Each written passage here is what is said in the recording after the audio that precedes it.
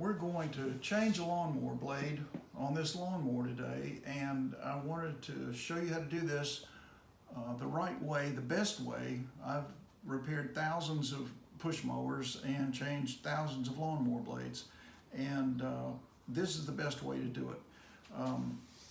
And this is also the most common type of blade, and you probably have this on your mower at home. It's this, they call it the bow tie with the two holes here, and this is what the end of your adapter is going to look like, see? And so it's going to go on there. Okay, so we're going to put this blade on this mower. Now the first thing you want to do is remove your spark plug wire, and Briggs & Stratton, who I love their engines and love them, has a handy dandy way to get this out of the way, because you can actually by accident have this thing fire. Well, that little guy right there is where you tuck your spark plug end. You just put it right there and it stays in place, okay? So now it's safely out of the way, so I can start by accident. Now I'm going to tilt this mower back, and I've got it up on a table, but you can do this on a flat surface, the floor of your garage, your driveway.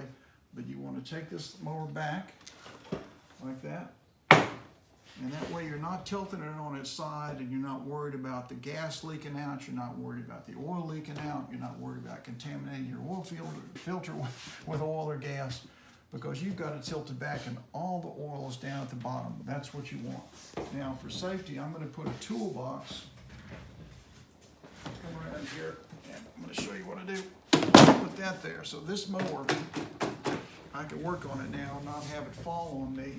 I've got a heavy toolbox there. And so now we got it all set up, we got it tilted back. I'm doing other things on this mower, but so you'll see the gas tank is missing, and I've got to replace this piece up here, the blower housing. But this is about the blade. So come on around here, we're going to show you the right way to do this. Again, this is one of the most common types. That's the little bow tie, and there's the two studs. I've sharpened this blade, and I'm ready to put it on, but I'm going to show you something really interesting here.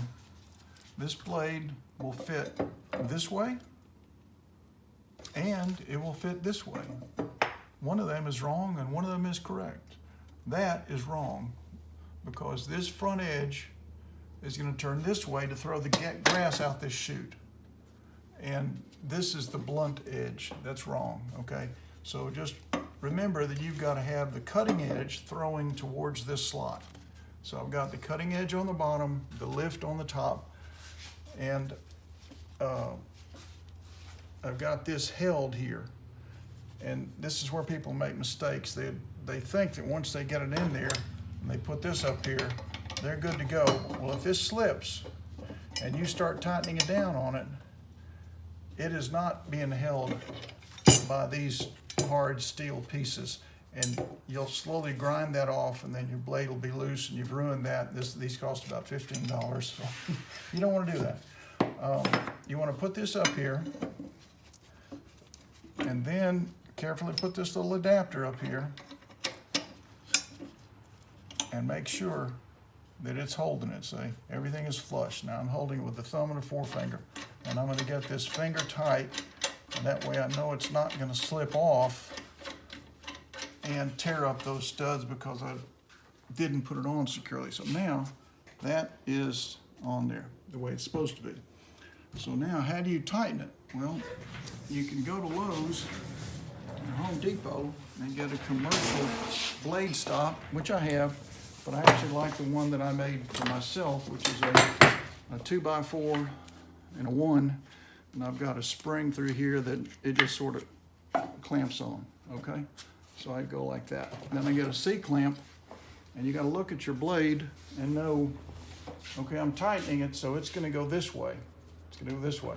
That means I have to put the C-clamp on this side, not on this side, because I want the blade to hit the wood, not the steel of the C-clamp. Okay, so I put this up here, loosen this little guy a little bit, and I like the wood because if you do a lot of mowers, especially for other people, you don't want to be scarring up their brand new mower with steel on steel when you tighten these commercial types. They work, they're okay, but I'd rather use this one. Okay, so now when I turn this, it's going to hit that.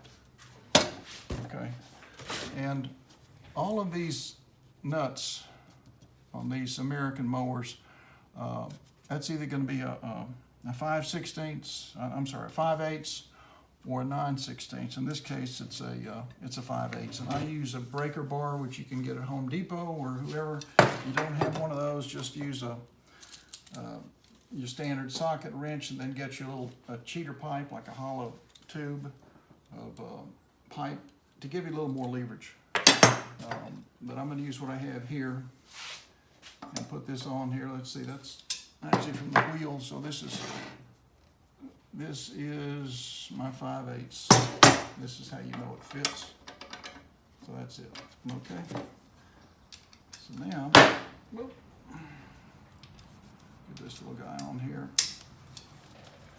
And this breaker bar gives you such great leverage. It'll get your blade good and tight. So let me get this going around here a couple of turns. Yep, that's pretty snug. So here we go. I can feel some tightness there, some tightness there, some tightness there, and this should be about it right in here.